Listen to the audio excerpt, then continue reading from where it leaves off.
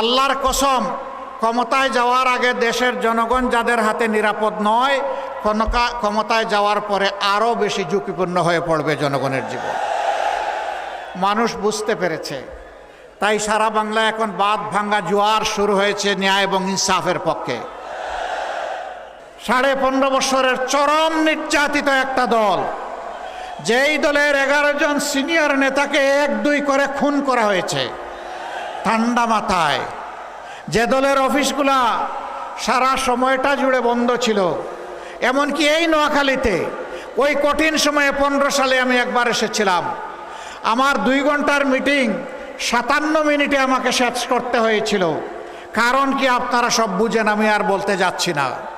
সম্মানিত ভাই ও বোনেরা, এরকম একটা অবস্থা পাড়ি দিয়ে আমরা যখন 5 তারিখ হাজার কর্মীকে হারিয়ে, হাজার হাজার কর্মীর পঙ্গুত্ব বরণ করার বিনিময়ে, হাজার হাজার লক্ষ লক্ষ জুলাই যোদ্ধার ত্যাগের বিনিময়ে আমরা যখন 5 তারিখ পেয়ে গেলাম, তখন আমরা উচ্ছ্বাস করি নাই, মিছিল করি নাই, স্লোগান তুলি নাই। আমরা শেষ দায় পড়েছি আল্লাহর দরবারে শুকরিয়া আদায় করার জন্য। এটাই মুমিনের দায়িত্ব, এটাই দেশপ্রেমিক মানুষের দায়িত্ব। আপনারা জানেন সবগুলো অফিস বন্ধ, আমাদের নিবন্ধন নাই, প্রতীক কেড়ে নিছে, শেষ পর্যন্ত দিশাহারা হয়ে আমাদেরকে নিষিদ্ধ করে দিছে। এটা আর কোনো দলের প্রতি হয় নাই, অন্য কোনো দলের নিবন্ধন বাতিল হয় নাই, প্রতীক কেড়ে নেয় নাই, নিষিদ্ধ ঘোষণা করে নাই, অন্য কোনো দলের নেতাদের বাড়িঘর বোলডোজার দিয়ে ভেঙে দেওয়া হয় নাই। এই সব আঘাতগুলো, যন্ত্রণাগুলো এসেছিল জামাতে ইসলামী, ইসলামী ছাত্র শিবিরের উপর, ইসলামী ছাত্র সংস্থার উপর। দোষ কি আল্লাহ তাআলা জানিয়ে দিয়েছেন, ওমা নাকামু মিনহুম ইল্লা ইউমিনু বিল্লাহিল আজিজিল হামিদ। এদের দোষ হলো এরা আল্লাহর উপর ঈমান এনেছে, আর এরা বলেছে পরম পরাক্রমশালী আল্লাহ ছাড়া কারো কর্তৃত্ব মানি না। এরা বলেছে যেহেতু আল্লাহই আমাদেরকে সৃষ্টি করেছেন, তিনি আমাদের রব, কাজেই সমস্ত তারিফ প্রশংসা হবে আল্লাহ তাআলার। বন্ধুগণ, কি হলো 5 তারিখের আল্লাহ তাআলার দেওয়া এই নিয়ামত, এই নাজাত, এই মুক্তির পর আমরা এই মজলুম দলটি প্রথমেই জানিয়ে দিলাম, আমরা কারো উপর থেকে কোনো প্রতিশোধ নেব না। আমরা আমাদের কথা আলহামদুলিল্লাহ রক্ষা করেছি। আমরা আর্থিকভাবে দারুণ ক্ষতিগ্রস্ত হয়েছি, কিন্তু আমরা আমাদের সমস্ত সহকর্মী শুভাকাঙ্ক্ষীদেরকে অনুরোধ করেছি যে আপনার টাকা চুরি করে নিয়ে গেছে, ওর সম্পদের দিকেও আপনি হাত বাড়াবেন না। আমরা চাঁদাবাজি করি নাই, আপনারা সাক্ষী।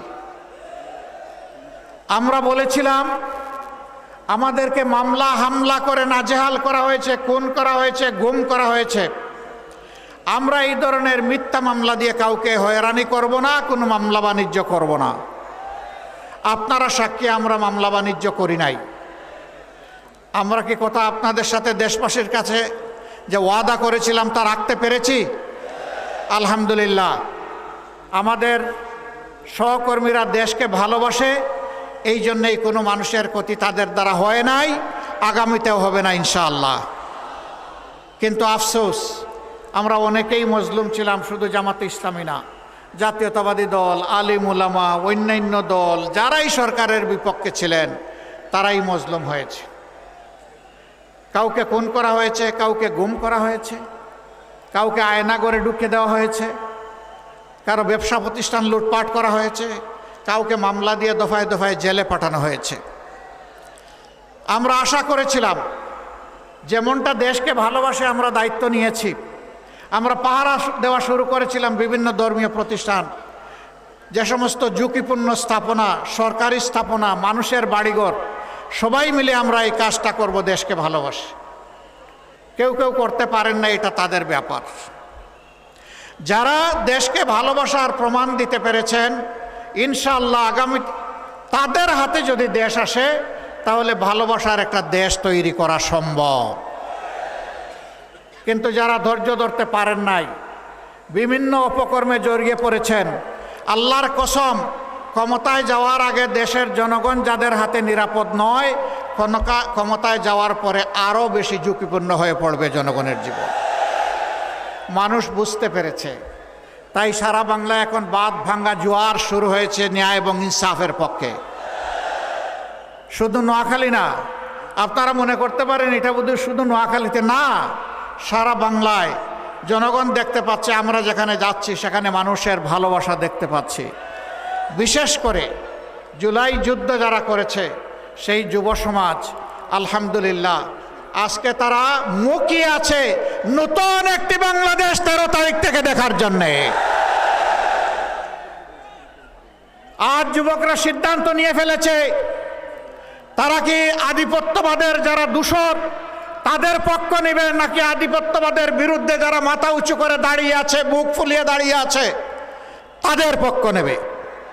তারা সিদ্ধান্ত নিয়ে ফেলেছে।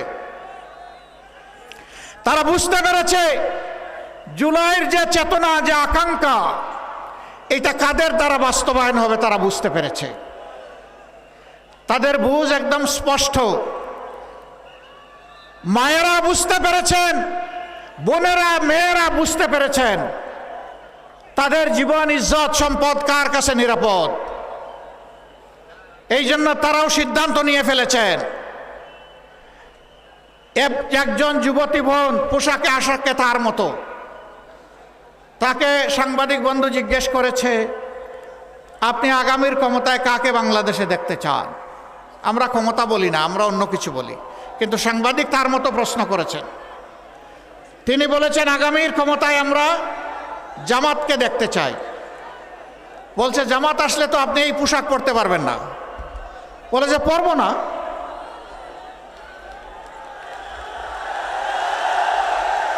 এরপরে যখন বলেছে হ্যাঁ যুবকদের একজন আইডল এসেছে, আমরা তাকে অভিনন্দন জানাই, ডাকসুর বিপি সাদেক কায়েম। ওই দেখেন বলছিলাম না যে যুবকরা সিদ্ধান্ত নিয়ে ফেলেছে, সেই ডাকটু থেকে সিদ্ধান্ত নেওয়া শুরু হয়েছে আর জকসুতে গিয়ে আপাতত থেমেছে। এবং সারা বাংলাদেশে একই চিত্র হবে ইনশাআল্লাহ। যা হয়েছে 5টি ছাত্র সংসদ নির্বাচনে, আল্লাহর মেহেরবানিতে তাই হবে আগামী 12 তারিখে ইনশাআল্লাহ।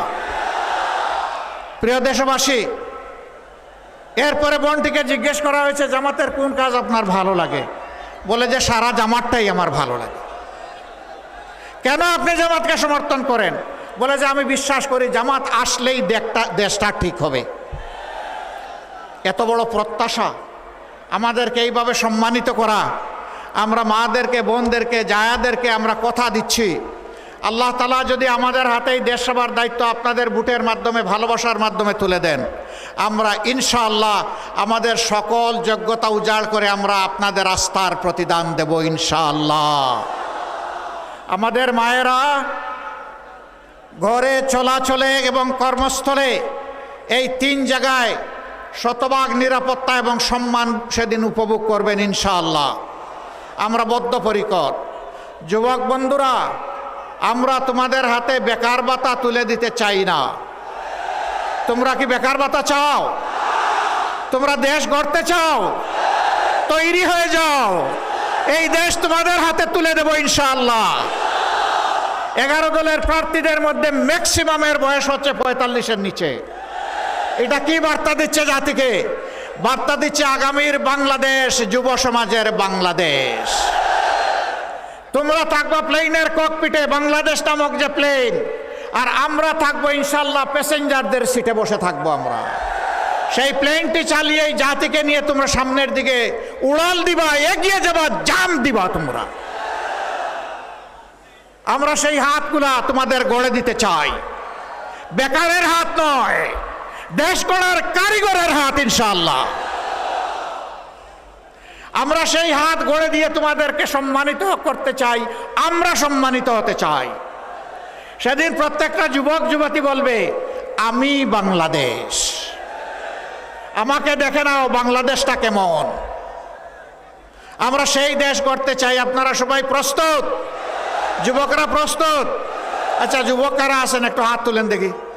মাশাআল্লাহ, আমি সহ সবাই যুবক, আমি সহ সবাই যুবক।